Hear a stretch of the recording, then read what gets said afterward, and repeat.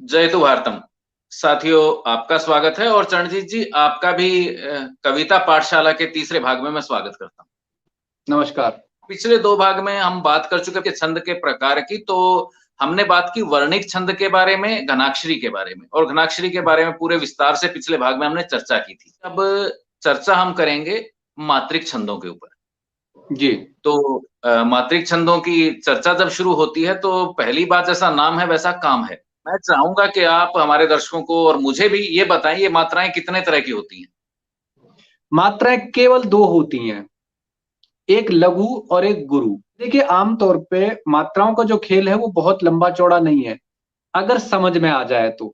नहीं समझ में आ जाए तो फिर वो तो काला अक्षर भैंस बराबर, फिर उसके बाद तो कुछ कह नहीं सकते आप। जैसा कि आपने कहा कि हम जब वर्णिक छंद से मात्रिक छंद की तरफ जाते हैं तो सबसे पहला जो काम होता है वो होता है मात्रा गिनती का। तो सबसे पहले हमें मात्राएं गिननी आनी चाहिए। और ये जो है एक पूरा मतलब एक मैथमेटिक है, एक तरह से कहिए कि एक कैलकुलेशन है और एक ग्रामर है अपनी। बस उसी के अकॉर्डिंग सारी चीजें चलती हैं, और वो जरा सा भी अगर स्लिप होती है तो वो कविता जो है कविता नहीं रहती, फिर वो आपका विचार हो जाता है। उसके बाद एक जी। तीसरी मात्रा जो काउंट होती है वो जैसे आधा अक्षर कोई होता है तो वो उसको भी मैं बताता चलूं, या आधी मात्रा जैसे भी काउंट होती है, हलंत लगा के जिसको हम यूज करते हैं, तो वो भी साहित्य के अंदर जब काउंट होती है तो कहीं आधी मात्रा नहीं गिनी जाती है, मात्रा पूरी गिनी जाएगी। वो आधा अक्षर या आधी मात्रा जो है वो भी पूरी में गिनी जाती है। इसलिए आधे अक्षर या आधी मात्रा का कोई वजूद नहीं है। गिनने में जो आएगी वो एक ही मात्रा गिनने में आएगी, या फिर दो मात्राएं गिनने में आएंगी। आपने ठीक बताया। मेरी एक जिज्ञासा का तो समाधान हो गया। आपने बताया मात्राएं दो तरह की होती हैं, जी। लघु और दीर्घ। और जिस जी। तरह से मैं सीख रहा हूं तो निसंदेह मेरा ये मानना है कि हमारे दर्शक भी छंद के बारे में बड़ी बारीकी से, और जैसे एक छोटा बच्चा होता है जी। जी। वर्णमाला जी। सीखता है, तो उस तरह की स्थिति है। इसलिए बड़ी लंबी मैं मतलब चर्चा चाहूंगा नहीं। मैं सिर्फ ये हम्म। चाहूंगा कि अब आप मुझे ये बता दें, दर्शकों को ये बताएं कि लघु मात्रा कौन सी होती है। दीर्घ की बात फिर हम करेंगे। लघु के ओके। बारे में बताइए।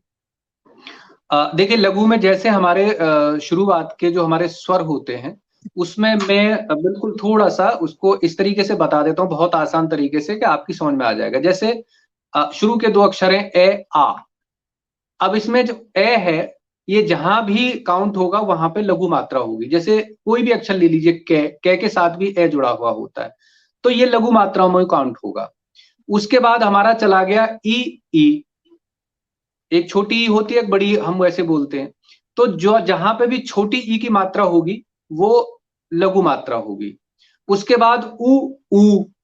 तो जहां पे भी छोटे ऊ की मात्रा होगी, छोटी मात्रा होगी, वो लघु मात्रा में काउंट होगी। उसके बाद यहां से आगे जब हम चलते हैं तो ये थोड़ा सा हमें, अब एक वो आता है ओ और औ। तो हम्म। ओ पे जो मात्रा होती है वो भी गुरु होती है, और औ पे जो मात्रा होती है वो भी गुरु होती है। उसके बाद आता है ए और आई। अब यहां पे भी कई लोग कंफ्यूज होते हैं। जैसे हम शुरू में जो बात हम करते हैं ई और ई की, ऊ और ऊ की, तो लोग इसमें कंफ्यूज हो जाते हैं कि जी जब छोटी ई और बड़ी ई है तो फिर ये ए और आई, इन पे भी छोटी छोटी ई और बड़ी ई वाला नंबर अप्लाई होना चाहिए। लेकिन यहाँ पे ऐसा अप्लाई नहीं होता है। यहाँ पे ए की जो मात्रा होती है, और ए में और आई में ए की जो मात्रा होती है वो गुरु मात्रा गिनी जाती है। जैसे कोई वर्ड हमने ले लिया के, तो ये गुरु मात्रा गिनी जाएगी। तो बेसिकली जो छोटी मात्राएं हैं वो ऊ की मात्रा, छोटे ऊ की, और ई की मात्रा, ये मात्रा ही जो है वो गिनती में आती हैं छोटी मात्राओं के या लघु मात्राओं के में। बाकी जितनी मात्राएं होती हैं हमारी वो गुरु मात्राओं में काउंट होती है। जी। तो चरण जी जो लघु की बात कर रहे थे और जो मैं समझ पाया हूं, तो हमारे स्वरों की अगर हम बात कर रहे हैं तो ह्रस्व है अ, ई, उ।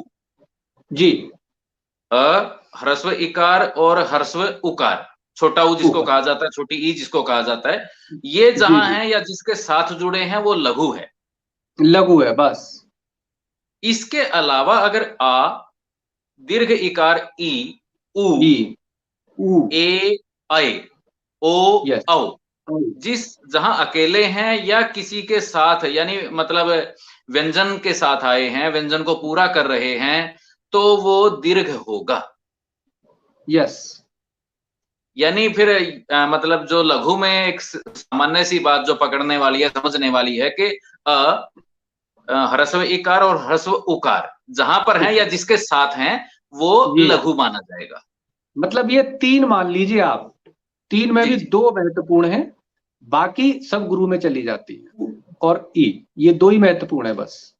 तो चरण जी, ये बात रही हमारी आज लघु के बारे में। थोड़ी सी चर्चा आपकी और मेरी बात के बीच में आई दीर्घ की, थोड़ा सा इशारा जी। हमने दर्शकों की तरफ कर दिया आपने, मेरी भी हम्म। समझ में आया। और जो ये ओ औ ए अय की जो बात हो रही है, इसके बारे में, दीर्घ के बारे में और दूसरे जो दीर्घ के नियम हैं, जी हम चाहेंगे कि अगले भाग में बात करें, ताकि जो नए सीखने वाले हैं किसी तरह की दुविधा में ना रहें और आज तक की बात समझ लें।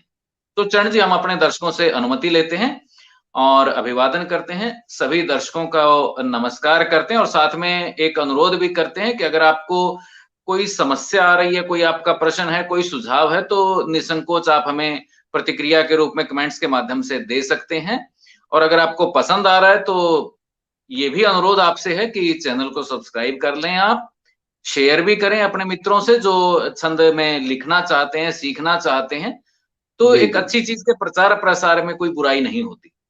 बिल्कुल बिल्कुल, ये चीज मतलब बहुत सारे लोगों तक पहुंचनी चाहिए, और इसलिए भी खास तौर से कि बहुत सारे लोग ऐसे होते हैं कि जो जानना चाहते हैं लेकिन उनको कोई माध्यम नहीं मिलता है, तो उन तक भी ये चीज पहुंचे, उसके लिए बहुत जरूरी है कि आप इसको शेयर करते रहें। निवेदन करूंगा कि चैनल को सब्सक्राइब कर लें और अपने कमेंट्स हमें जरूर भेजते रहें, ताकि हमें पता चले कि आप दरअसल क्या देखना चाहते हैं। और जी, आपसे और दर्शकों से अनुमति लेता हूँ। नमस्कार। जी जी, बहुत बहुत आभार आपका। नमस्कार।